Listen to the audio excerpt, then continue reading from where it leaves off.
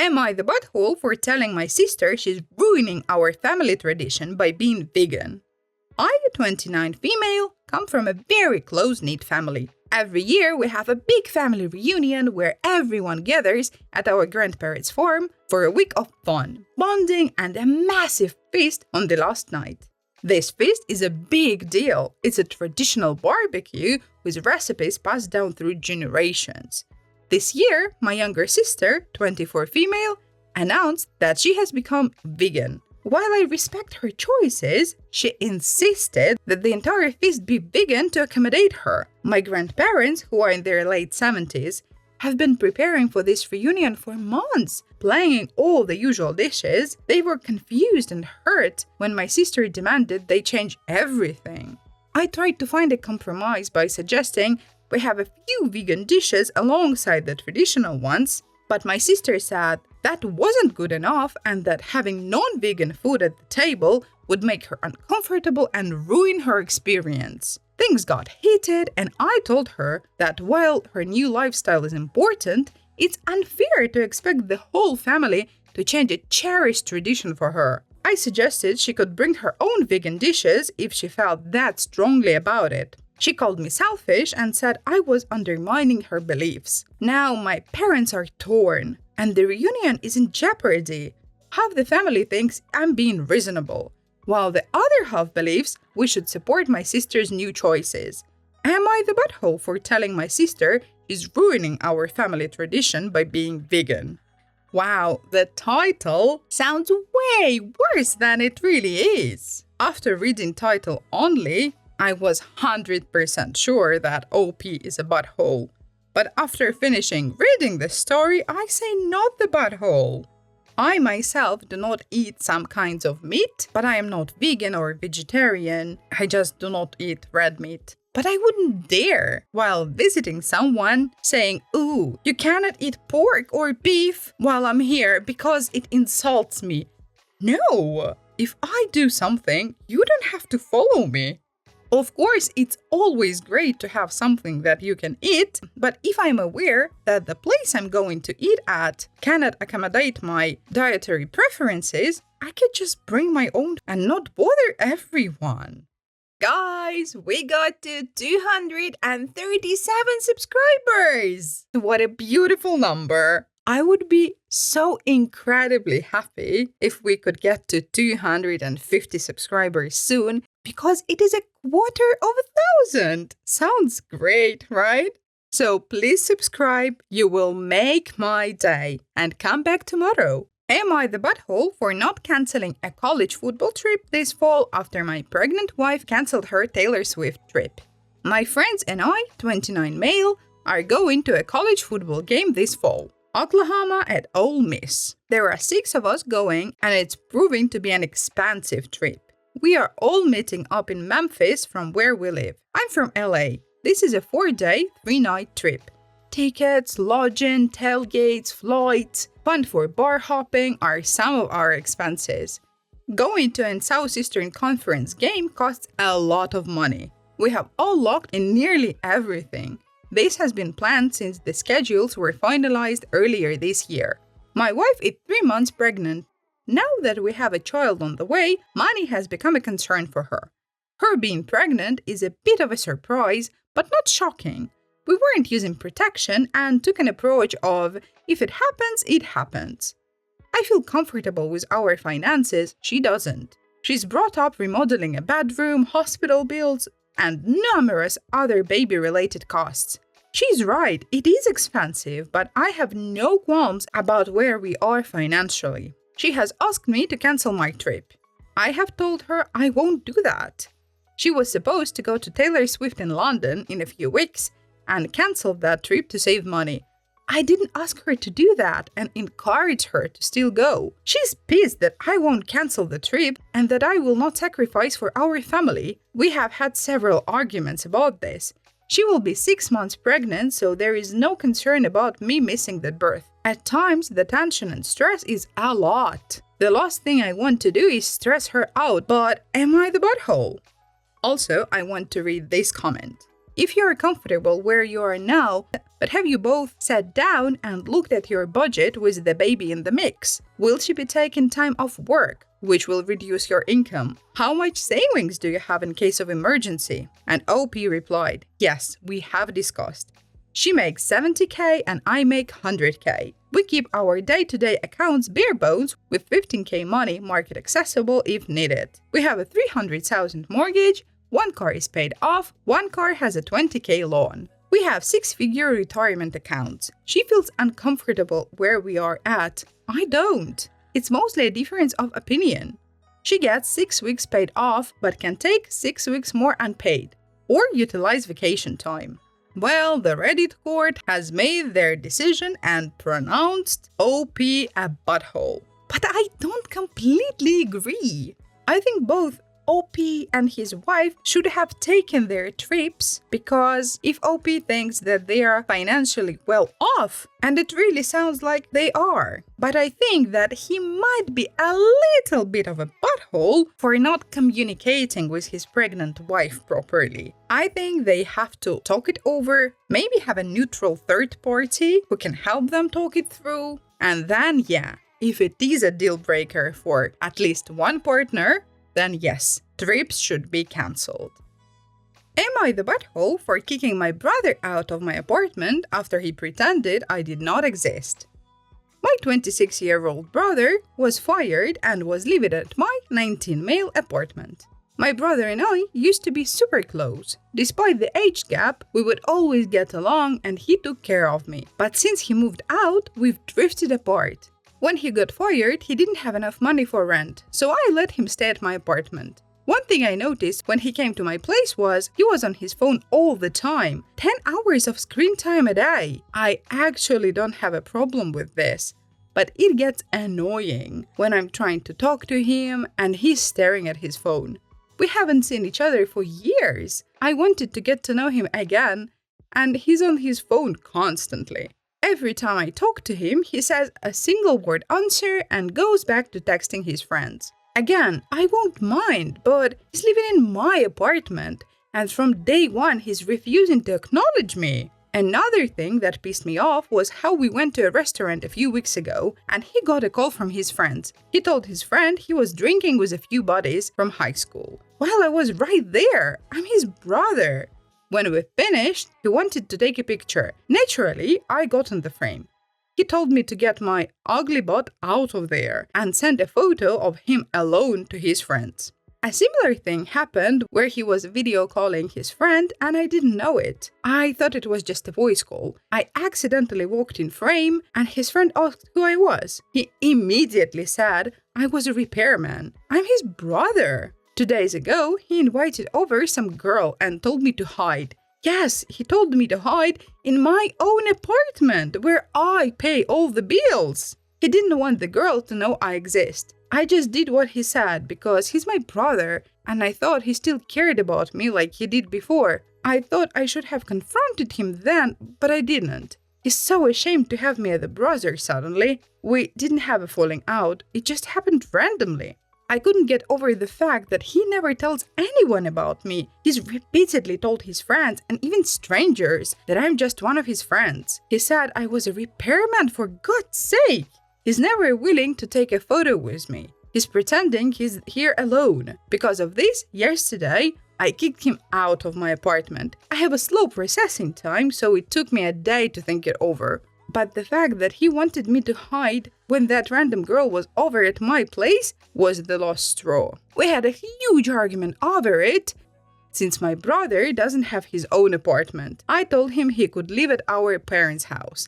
And I'll even offer to drive him over, but he's not going to be in my place anymore. My brother denied everything and said I'm overreacting. Am I? I'm not really good at standing up for myself, so I don't know if I was overreacting or not.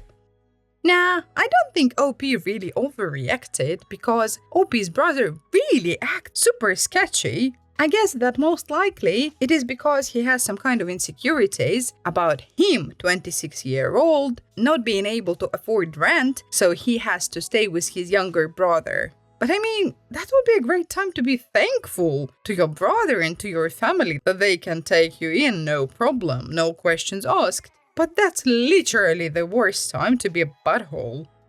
Am I the butthole for posting about my gift maternity box on social media when my stepsister never got one for her son? I recently had my first child. When we were discharged, the hospital sent us home with a baby box.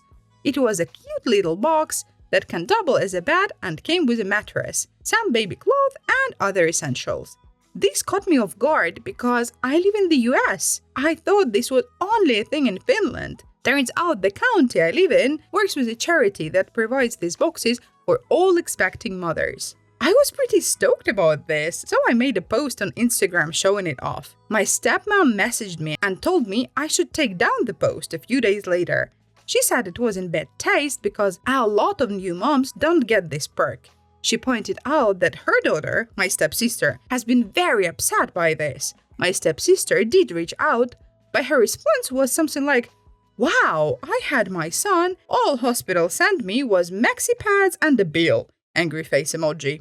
I didn't take the post down because I want to highlight the work that charity was doing, especially for women in my area who may not be aware of the baby boxes and could really need it. My stepsister sent me a DM telling me to take the post down. She said it's unfair she has to struggle with a special needs baby, while the other moms can gloat about how being a new mom is awesome. She said she never got a free box or clothes or perfume like my cousin, and everyone stopped caring once she had her son, while me, my cousin, and all our other relatives get all the attention. Right now, I'm leaning towards keeping the post up. I don't live in the same state as my stepfamily, but I am aware of social programs designed to help parents with special needs kids. That or my sister get help or get counseling. But maybe that's not the best move. Am I the butthole? Oh, of course not. And yeah, as a person living in Finland, it is huge Finnish flex that yes, baby box exists and it is awesome. I do not have kids myself, but I have my niece. And when my sister was giving birth to her, she got that box. And I think if you buy all of that stuff yourself, it will be around $1,000. Or you can actually get money instead of the box, but you will only get like maybe $200. So no way you can buy all of that stuff with the money you can get instead. But yeah, Finns are very proud of it. And they even sometimes send it to some celebrities who have babies. For example, back when Kate Middleton and Prince William had their children, every time Finland as a country sent them a baby box. We reverse gazumped a greedy landlord and it was glorious. Gazumping occurs when an agent or seller accepts an offer you make to buy a property at an agreed price, but the property is sold to someone else. This usually happens when the vendor sells the property for a higher amount. This happened 15 years ago, and it is one of the proudest moments of my life. My best friend and her husband have 5 kids together. They lived in an expensive city and rented an old 4-bedroom house for $400 per week. The house was very rundown with a disgusting kitchen and stinking drains, but it was all they could afford at the time. Still, they made it work. The owner was a nice old lady who was extremely wealthy and very fond of my friend. She froze the rent for 5 years and promised to let them buy the house once they had saved enough to get a loan from the bank. As she had helped other people in a similar way, they knew they could trust her, and so they saved every cent they could. It took them 5 years, but they finally told her they were ready. 2 days later, the nice lady passed away before anything was put in writing. Enter the new owners, the lady's 4 children, each extremely wealthy in their own right. They inherited a huge portfolio of properties. When they first spoke to my friends, they assured them that the sale would still go through, but they would have to wait until probate had settled. Confident, my friends started making some changes to the place. They started by stripping wallpaper, painting, and making plans. Finally, probate was settled and the owners agreed to go ahead with the sale for the previously agreed price. My friends applied for the loan, but to their shock, it was refused. The owners had raised the asking price by $80,000 without telling my friends. To make things even worse, the house would be put on the open market. In 7 days, there would be an open house, and with the market the way it was, it would probably sell immediately. My friends were devastated. They might be able to borrow enough, but it would take longer than a week to get. To make matters worse, property prices soared recently and rents had gone up a lot, whilst theirs had been frozen. Not only were my friends going to struggle to get the money, if the place was sold to someone else and they were asked for higher rent or were evicted, it would be nearly impossible to find an affordable place with more than 2 bedrooms. I was scared for my friends, but I was also incandescently angry. Those greedy guys were some of the wealthiest people in the city. They were overcharging a struggling family for less than $20,000 each. They didn't need the money. It was pure greed, and it was obvious that they'd always planned to do this. So while my friends scrambled to come up with the money, I started plotting. I looked up advice on what helps to make a sale. We needed to make the place as undesirable as possible without making my friends look like bad tenants. The first thing in the list was uncluttered, so we made it opposite. We moved all the furniture in from the walls, added some extra furniture and borrowed ornaments, and hung a lot of motorcycle memorabilia on the walls. The place felt smaller. The second thing was smell. My friend boiled a head of cabbage on the stove, and we sprayed ammonia around the front and back doors, because it smells like all the neighborhood cats had been marking their territory. We also poured 24 rotten eggs down the drain to make it smell like sewer gas. The third point was neighborhood. We obtained a moldy old couch and dumped in front yard of the neighbor across the road, with permission, of course. We started calling friends for help. Anybody with a loud and bad car was asked to do a few laps in front of the block during the open day. The street was unusually busy that day. Everyone we knew found a reason to drive by. It was practically rush hour. Then we called out mates from the rugby club. Full contact football without any of that soft padding. A big portion of our club are very large men. The next door neighbor set up a barbecue in their front yard, and we offered free food and cheap beer. They came on motorcycles, wearing their roughest gear. There was quite a crowd. A lot of people showed up for the open day. Quite a few were in and out within minutes. One lady sat in her car and watched the party next door before driving away. The one bloke who stayed any length time was brave enough to start up a conversation with someone leaving the party. He asked if they were often there and was told every couple of weeks or so they have an after-party morning, and the party the night before was 3 doors up. The partygoer also helpfully mentioned the troublesome drains that are always getting blocked by tree roots and stinking up the place. The potential buyer left without making an offer. So my friends were the only ones to make an offer. They still had to pay more than they'd planned, but not as much as the greedy guys wanted. My friends signed the papers and paid the deposit that day. So when the brave buyer put in an offer of $30,000 more than my friends, there was nothing the owners could do about it, because we have strict anti-gazumping laws. I would have loved to see the owner's face when they found out. Oh, most likely they did not find out. They look like the people for whom $20,000 is not a lot. So most likely, when they didn't get the money they wanted, they just gave up and focused on the next poor person to rip off. Guys, we got to 237 subscribers! What a beautiful number! I would be so incredibly happy if we could get to 250 subscribers soon, because it is 250,000. Sounds great, right? So please subscribe. You will make my day. And come back tomorrow. Phone calls for the previous owner, who turned out to be my awful manager. Mobile phones became common in my country around 2004, just as I finished high school. My parents bought me my first phone, a second-hand Nokia.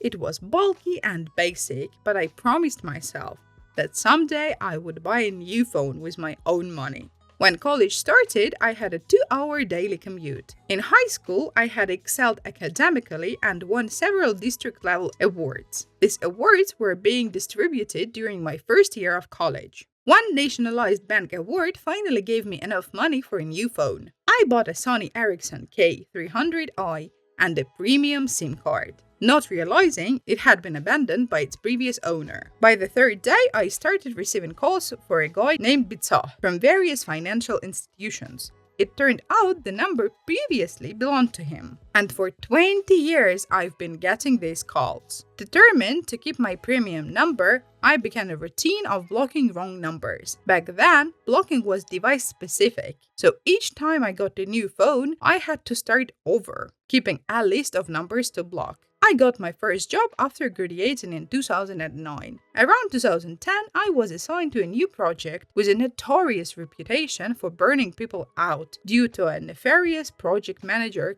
named Bits. I didn't know his full name for quite a while. He took pride in making our lives a living hack. Bates ruled with an iron fist. From the moment his team stepped into the office, they were met with a barrage of emails and messages, each more urgent than the last. Bates thrived on creating chaos, often changing project deadlines on a whim, demanding his team work late into the night and through weekends. Bates' presence loomed over every task. He insisted on micromanaging every detail, yet was quick to take credit for any successes, no matter how small. Failures, however, were met with his notorious tirades, publicly berating his team and assigning blame without hesitation. His unpredictable temper kept everyone on edge, afraid to make the slightest mistake. Meetings were another tool in his arsenal of torment. He scheduled them during lunch breaks and after hours, ensuring no one could escape his grasp. These meetings were often pointless, serving only to reinforce his dominance and disrupt any semblance of work-life balance his team might have had. His relentless stream of emails continued around the clock, each carrying a thinly veiled threat: perfection or dismissal. Under his reign, morale plummeted and burnout soared. Yet, Bates remained oblivious, satisfied only by his complete and total control. I was quite ashamed when I learned that he was from the same area as I was and had gone to the same school, though years before me. In 2012, our company merged with a parent company. Almost nothing changed personnel-wise, but infrastructure-wise, we got MS Outlook and an organizational view. That was when I first learned about Bates from organizational hierarchy perspective. His full name was an eye-opener. It was Bitsa. Now, the name was common enough, but at the time, mobile numbers had an area-specific pattern. So I already knew that the previous owner of my number was from the same area as me. Still, it could be someone else. I wanted to dig deeper. I talked with an old mentor who lived in the same area and had coached several high school students for the last 2 decades. He confirmed my suspicions. I won't go into the details, but it was evident that Bitsa and Bates were the same person. I had been quite pissed with this unknown person named Bitsa for almost a decade by then, and Bates had been the bane of my and several others' existence for quite some time. This is where the revenge lies. First, I unblocked all the numbers in my phone. I was getting 5-6 calls daily on average, but after unblocking 150 numbers, it increased to 15 to 18. My answering strategy changed drastically. Instead of saying wrong number, I politely explained that the owner has changed his number and provided his current number to update their database. This is where I could be the butthole. I also volunteered his manager's number, in case he tries something else. The fallout was epic. These people had been trying to find him for almost a decade. Banks had sold his debts to companies that annoy people for a living to get their money back. It turned out he had been taking loans in everyone's names: his wife, parents, uncles, aunts, and given everyone that same number. He was evading credit card debt and loans of upwards $200,000, equivalent in USD, but it's a lot of money where we are from. Apparently, he had almost 20 cases filed against him, but no one could find him. Probably why he thought he could walk on water. There are multiple versions of what happened at the office when his manager started to get calls about him. He was let go about 2 months later. Haven't heard from him since. This pizza guy is literally opposite of all-around nice guy. He is all-around perfect butthole. Surprisingly, a lot of people in comments were calling OP a butthole. And to that I say, pizza, log out and never log back in again. Am I the butthole for assuming my daughter could have a third plate? Yesterday, my sister hosted a family dinner at her house. It was one of those just because dinners, no special occasion. My sister is a great cook and she made tons of food for that one night. My daughter was on her second plate by the end of the night. Once she finished, she asked if she could get another one. I said yes. But my sister, her aunt, looked at her with a shocked expression and said, "Another plate?" My daughter turned around and gave me a somewhat uncomfortable look. My daughter is 16 and has 2 part-time jobs to pay for some of her college tuition. So she usually doesn't eat until 7 or 8 p.m. So I didn't even blink twice when she got up to grab her third plate. I turned to my sister and said she's been working all day without anything to eat. You made tons of food. It won't hurt for her to get another plate. My sister started yelling, saying something about how it wasn't my place to say if my daughter could get more of her food that she made. Now I do somewhat agree with that. I might have been a butthole because of that. Looking back, I'm thinking maybe I should have asked. My daughter ended up not getting another plate and the vibe was awkward now, so we just decided to go. Before we left out the door, my sister stopped me and told me I should have taught my daughter manners and how it isn't right to get more than one plate at someone else's house. I told my sister she was being ridiculous and somehow our voices got loud enough where my mom started to hear us in the small corner. She came over and started telling me she agreed with my sister and it was rude for my daughter to eat that many plates. I started to get fed up when they began telling me I wasn't teaching her proper manners, so I laughed. Then, of course, they began texting my phone saying how it was rude to leave in the middle of our conversation. I don't think I was the butthole at all for leaving because I wasn't going to stay in a place where I felt disrespected. But I'm not sure about the plate thing. So, am I the butthole for assuming my daughter could get another plate? Oh, no, of course not. I don't understand it. When you're invited for dinner, it's not like there is a limit on the food that you could eat. I cannot even imagine this happening. I don't know, OP's sister could be the jerk that she is and put a sign of not more than 1 plate per person. What kind of family dinner is that? Guys, we got to 237 subscribers! What a beautiful number! I would be so incredibly happy if we could get to 250 subscribers soon because it is 250,000. Sounds great, right? So please subscribe, you will make my day. And come back tomorrow. Am I the butthole for wearing a 2-piece to my kids' swimming lessons? I, 27 female, am a mother to quadruplets aged 2. This is their first year taking swimming lessons, and at their age, the lessons require one-to-one with the child adult as well as an instructor to teach. So me, my husband, and 2 of my husband's friends came along. Unfortunately, all 4 of the kids got booked for the same time. They started the lessons on Monday and ended today, Friday. At the lessons, all other kids had their mothers or female guardians with them, and all of them wore shorts and t-shirt swimsuits. My husband and his friends had trunks with no shirt, and I wore a 2-piece. Nothing bad, everything was well covered, but obviously my stomach and back showed. I did not think it was a big deal, and I honestly didn't even notice what everyone wore until probably Wednesday.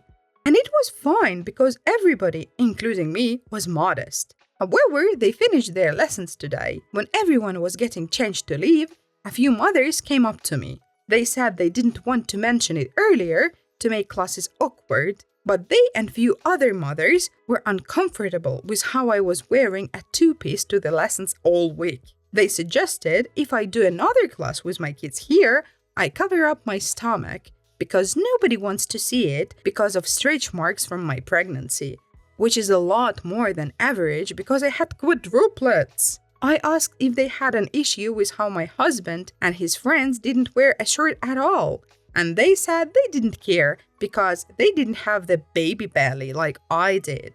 Now, I am back home and I cannot decide if they were being rude or just were honest. They made sure to tell me it wasn't about the modesty, it was just my stomach. I never thought about it, so maybe it's my fault for being careless and not thinking of everyone else.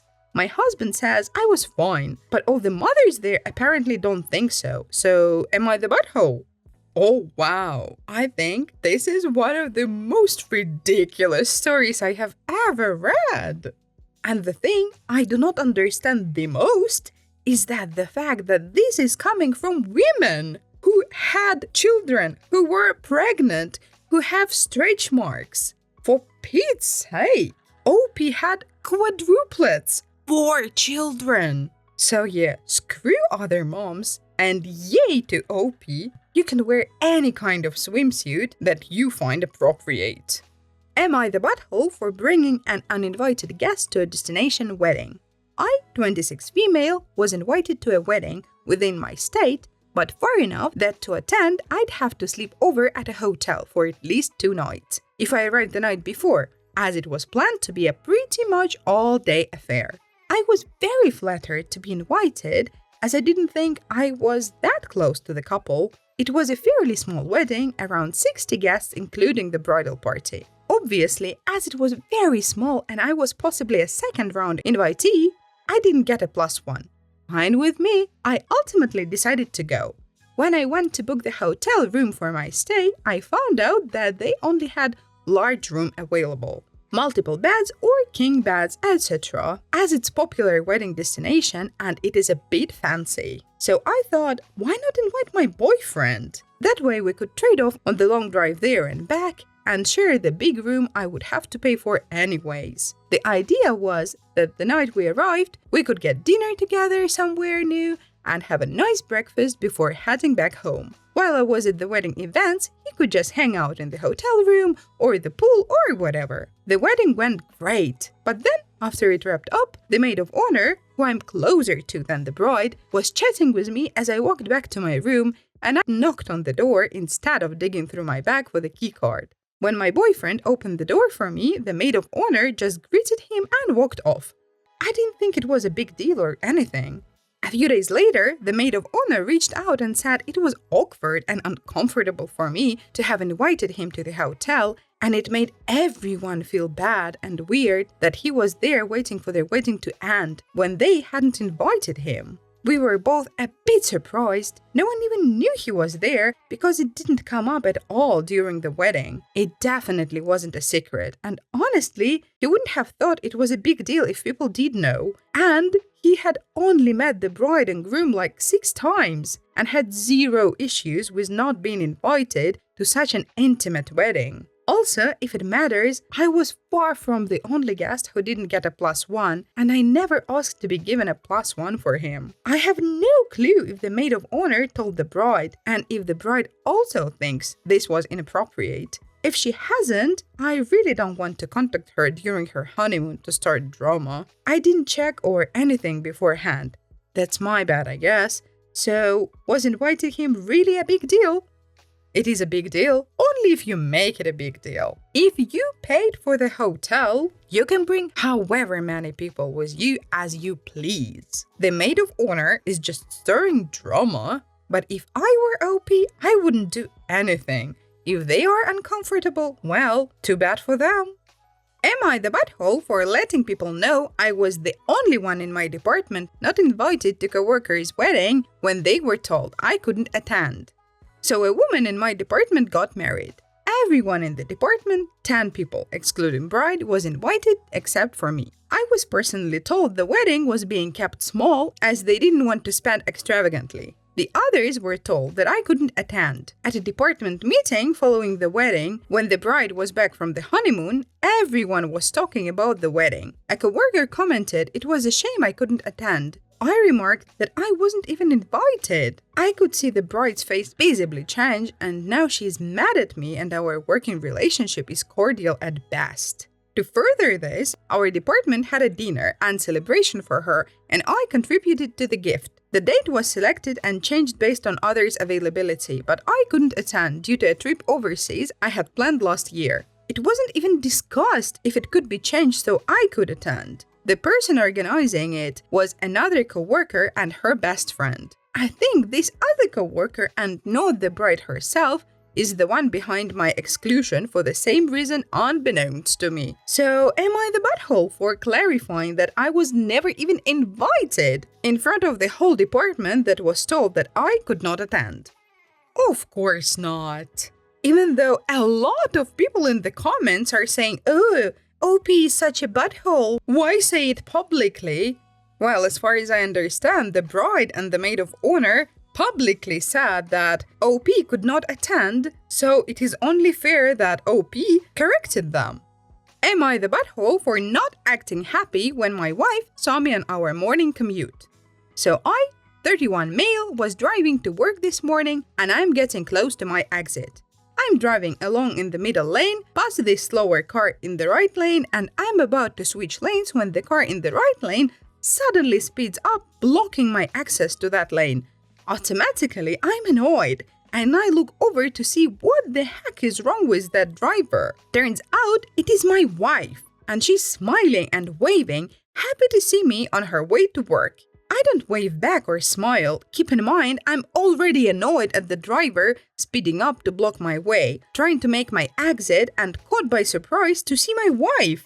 My wife sends me a message when she gets to work saying she was sad I didn't wave back, but I figured she was joking and forgot about it. Later tonight, she brought it up and we ended up having a mini argument over it. Turns out her feelings were actually hurt by me not acting happy to see her. From my point of view, I was kind of annoyed because I could have missed my exit or worse, gotten in an accident. I just do not think the freeway at 7 a.m. is the place to do that. From her point of view, she was trying to make a connection and show love, and I didn't reciprocate that.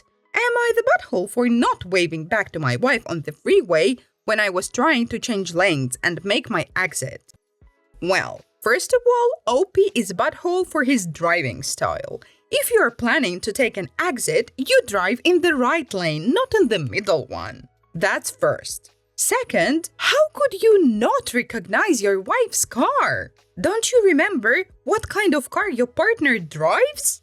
And third, how hard is it to wave back or to blow a kiss or something? Oh, such a butthole. You're not capable of doing my job, okay? So earlier this year, my boss took 3 months off to have some surgery and recover. I have been working for 28 years in my field, and I'm pretty capable of my job. My boss is a highly strong woman who believes only she knows how to do anything. Before my boss took her extended leave, I asked about filling in her role while she was on leave, and she told me, "You're not capable of doing my job. No one here is." I asked again in an email and was told the same thing. I sent the email to all my work colleagues. When they advertised to fill in my boss's role, no one applied. When management asked everyone why did no one apply, they all said they were not capable. There are over 40 people who did not apply. Someone from another side did apply. He had just completed his new graduate year. They appointed Bob, who was 24. Bob emailed me after a week directing me to do all his work. There was multiple links and documents, stock order, meeting agendas, etc. I replied I was happy to do this when I get a free moment. I did nothing.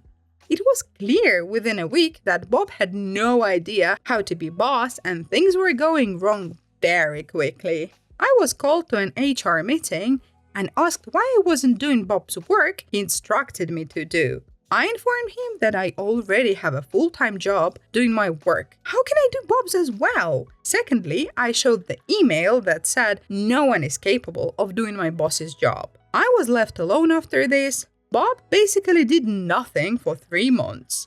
My boss returned blowing up how much work she has to do. She tried to blame the workers on the ground for not being helpful enough. I sent her back her email where she stated that I nor any staff was capable of doing her work. We didn't see her leave her office for months. Exactly. If only you are capable of doing your work, well, enjoy doing all your work. The only thing I do not understand, why didn't they demote Bob back? Clearly, he was not doing anything. Why getting paid? Guys, we got to 237 subscribers! What a beautiful number! I would be so incredibly happy if we could get to 250 subscribers soon, because it is 250,000! Sounds great, right? So please subscribe, you will make my day, and come back tomorrow. Why are you standing? A long time ago, when mainframes ruled the earth, I was asked to give an all-day presentation at a military school that had our hardware. It was going to be about our latest networking hardware and software. And as someone that knew lots about it, I was selected. I got set up in the large lecture hall. Pretty soon, everyone files in a military fashion, gets seats, and I get the nod from an officer that I'm good to go. Because mom taught me to be nice, I started off with a good morning, I'm OP, and was drowned out by a loud, good morning, sir. Wow. Okay, so it's going to be like that. So I get started again. And I'm soon in full marketing/professor mode with gestures, arm pointing, pretty much full kabuki theater. Cadet stands up. I stop and go, "Hi, do you have a question?" "Sir, no, sir." Weird, but okay. Back to my interpretive dance routine describing a 3-letter networking environment with multiple physical and logical units. Soon, another cadet stands up. I stop and go, "Hi, do you have a question?" "Sir, no, sir." Stay calm, OP. This will be fine. It's going fine. As I turn back to my slide with pictures with circles and arrows and a paragraph on the side, another cadet stands up. 3 times the charm. Maybe a question? "Do you have a question?" "Sir, no, sir." Okay, I have a question. Why are you standing? "To keep from falling asleep, sir." Ah, the penny drops. Turn to my first standee. "Is that why you are standing?" "Sir, yes, sir." A quick look to the final standee with my eyebrow in a full spoke arch, and they respond, "Sir, yes, sir." Okay, let us take a 20-minute break then. The officer assigned to explain to me that falling asleep would earn punishment, but standing up and then falling asleep was fine. I made sure we had extra breaks for the rest of the day. For some reason, I find it really cute. I really do hope that people were paying attention and were really interested. That's why they didn't want to fall asleep and were standing up, not just were afraid of punishment. Do not like vulgar lyrics? Okay. First, some information. This happened over 12 years ago at my family's house when I was around 21 or 22.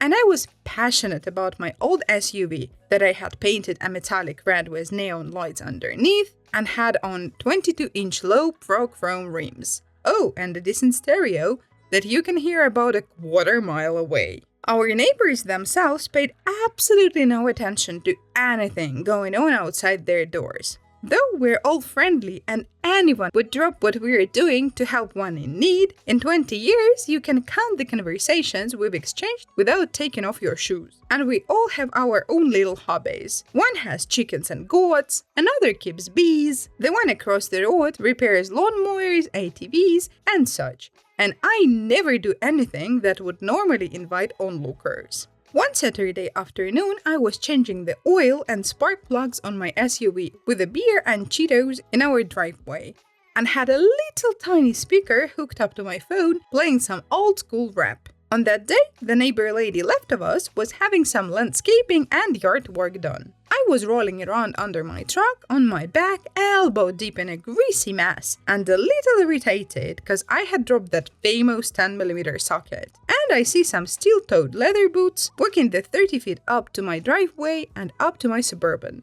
I roll out from under my murder machine and gave the guy a very confused look. He just straight up told me to turn down my music because he didn't like vulgar and violent lyrics. It's like gospel must be the only music he ever listens to.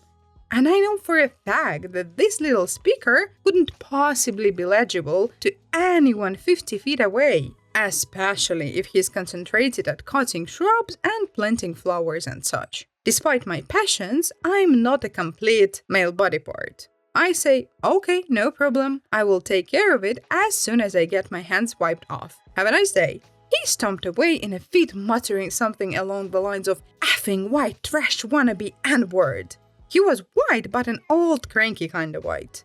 That really sickened me. Then I had an idea. I immediately turned off my tiny speaker playing Underground Kings and pulled out the battery jump box, put it on my truck's battery and went inside my house and got my Opera CD collection, rolled down all the windows to unveil my 4 12-inch subs and 8 6-inch widths and put on the Valkyrie by Wagner and unleashed the stereo's 2000 watts. And went back under my SUV to finish draining the oil. The look on the guy's face was priceless. Guess he didn't think a white trash wannabe N-word had a taste for opera. Not usually something I bring out to a hot day of rolling around in oil, but I do enjoy it when I relax with the hi-fi in the den. After about 20 minutes, I was done with the tune-up and started up the truck and drove it up and down the road to make sure the oil level settled. I parked back in my driveway, shutting everything down,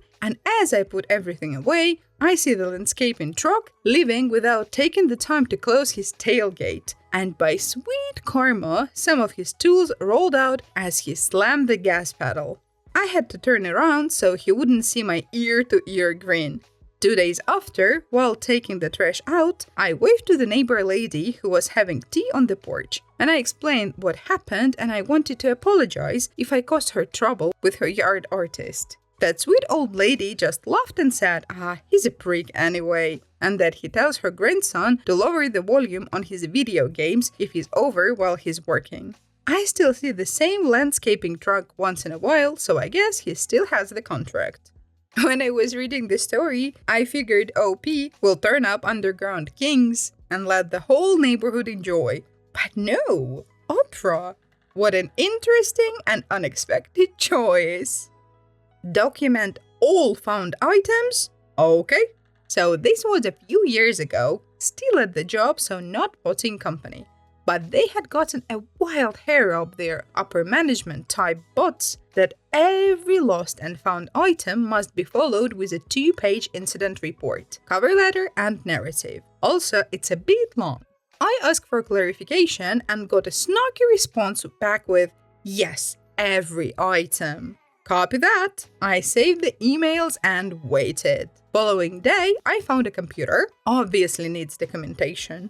Then I found an unopened bag of family-size peanut M&Ms. Take pictures of it, location, write out the first page of what site I'm on, contract I'm working at, specific location, and printed it all out and turned it in. I got a stern email saying that I wasn't supposed to waste their time with a bag of food.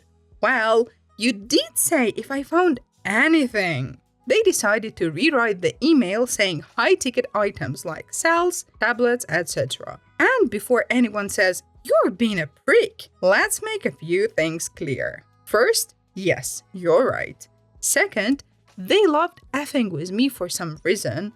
Like, for example, violating their own writing SOP for certain sites on the contract and how you're not supposed to be left alone, yet I was routinely. Other coworkers asked why they kept messing with me. It's gotten way better. Third, the reason I did this was for getting chewed out that I didn't write an incident report for a completely damaged wallet. Like it went through a shredder that was found. No ID, debit or credit cards, money, etc. This story would be even better if OP would open up the bag of M&Ms and write a report for each separate candy. Report 1. Yellow peanut M&M. Yada yada yada yada. Report 2. Blue peanut M&M. And so on. Am I the butthole for telling my daughter's step kid she is not family? Background is my daughter, Jen, 40 female, is married to Sarah, 48 female. Sarah had a kid from a previous marriage, Mandy, 21 female. And Sarah and Jen have 3 other children, one who was adopted from the foster care and the others conceived through IVF. Mandy goes to college near me and works part-time at the horse farm I own as a riding instructor for youth levels. She's a good employee who is good with both kids and horses, so I have never had any trouble with her. Recently, I overheard Mandy talking to the parents of a student. They asked her how she got the job and she said, "Oh, my grandmother owns the school," and called it a family business. This gives me pause because I do not consider Mandy family. She's my daughter's stepkid. I took her aside that afternoon and told her that I would really appreciate her not using loaded terms like that. And she pushed back saying Jen legally adopted me. In the eyes of the court, she is my mom. I told her the eyes of the court are one thing, but family means something else to me personally. And that while I appreciate the hard work she puts in, we do not share a blood connection. And I do not consider her family, just a trusted employee. She started challenging me, asking if I considered her adopted sibling to be family. And I was honest and said no. No one of Sarah's children are family to me, as we share no blood relation. She went off, but I kept things professional and ended the conversation. Well, Mandy called out for the next 3 days. She was scheduled to work, and I was furious. About a week later, she called to tell me that she found another job. She also said she had worked for less money that she could have made elsewhere because she thought we were family. But now she was looking into getting a lawyer for wage theft, which I'm confident she doesn't have a case for, as I paid her for all her shifts. I tried to talk to Jen and Sarah about this, but it seems Mandy has already gotten to them, as they were pretty frosty and not interested in having the conversation about Mandy's behavior being completely out of line. I don't feel as I am in the wrong. I was honest when Mandy asked if I considered her family and enforced a reasonable boundary about it. I cannot have that without a biological relation. I do not feel a family connection to someone. Am I the butthole? Yeah. Can you imagine the entitlement of this Karen? So when Mandy was working for below the market payment, OP was A-okay. But when Mandy treated OP like a bad employer, not as a grandma, all of a sudden her feelings are hurt. I cannot even imagine how your poor daughter feels now. Thank God she has her real family that will really take her side. Guys, we got to 237 subscribers! What a beautiful number! I would be so incredibly happy if we could get to 250 subscribers soon, because it is 250,000! Sounds great, right? So please subscribe, you will make my day, and come back tomorrow. My parents lost their minds when my older brother refused to move back home after college. I've been away for 2 years, and I kinda expected I'd be back to post one last time in 2024, because my brother went for a 4-year bachelor's degree, much like I currently am. For those who remember my previous posts, I'm the guy whose parents basically got their butts verbally handed to them by the family for bad favoritism towards my older brother. Crap really hit the fan on my 18th birthday because my parents barely put any effort into it and went all out on my brother's 18th in 2020 during the pandemic. They even managed to get a DJ for the party, and then they presented him with a car. Well, on my 18th, I got no car, or even anything close to a similar party, even though my academic standing was better than my brother's. I basically worked too hard for my parents' approval and never got it. When I asked them why my brother got a car and not me, they claimed my brother worked harder for it, which was later confirmed to be not true when I got a bigger scholarship. My grandma happened to be eavesdropping and laid into my parents. Then she got the rest of the family involved. And for the record, they were planning on getting involved anyway. My grandma just stepped things up right then.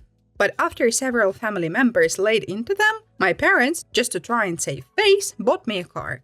but treated me like a brat who was getting a new toy when they gave me the keys. It was late 90s Subaru, and I thought was great, but turned out to have a blown head gasket that had barely been holding together with a sealer. My parents treated me like I was a brat for wanting equal treatment, and when the car went bad, their reaction was to apathetically shrug and call it karma, which caused my grandparents to start it all over again with them and caused a family intervention. I got many people messaging me and asking if having a car was really necessary and that I basically forced my parents into it. I forced nothing, and it would have happened anyway if I didn't ask my parents why. And I really did need the car. I had no way of having a job without one.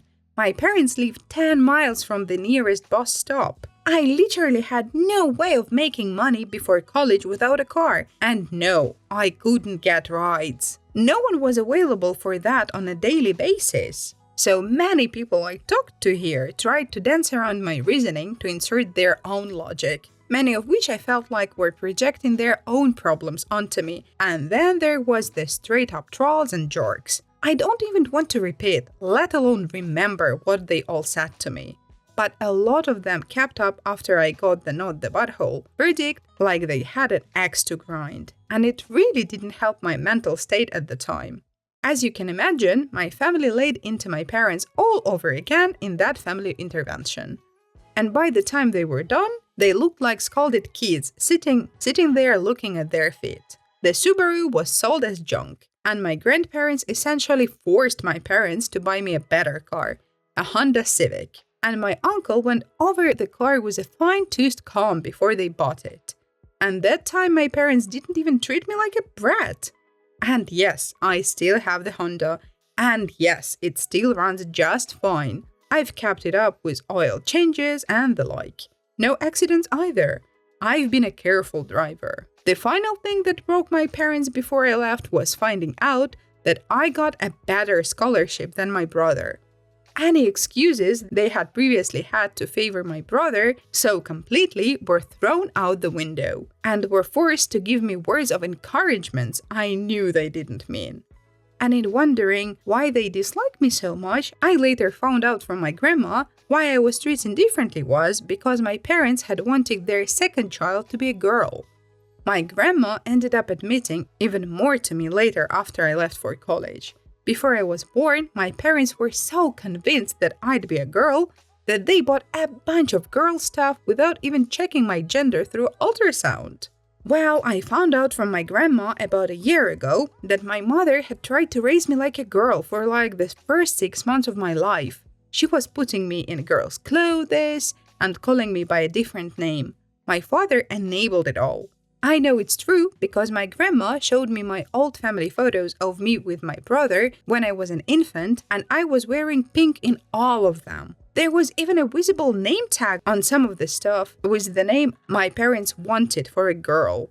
But once word got out, my parents stopped dressing me as a girl. My grandparents told my mother that trying to raise me as something I wasn't even giving me a choice or whether or not I wanted to be that. And though my family is rather old school, but my grandparents are surprisingly open-minded people, and they put the hammer down on my parents. So the girl treatment stopped. But instead of new clothes, they gave me my brother hand-me-downs for years, till my grandparents noticed that too, and did something about it. Finding out all of this, my grandparents kept my childhood from being far worse than it was. And they never told me until this past couple of years. I am incredibly thankful for them. My mother apparently struggled to call me by my real name for 2 years or so. And because my parents did not get a girl, they refused to connect me like they did with my brother, the boy that they actually wanted. And when my grandparents heard I wasn't getting anything new like my brother was, they threatened them to petition for a guardianship of me.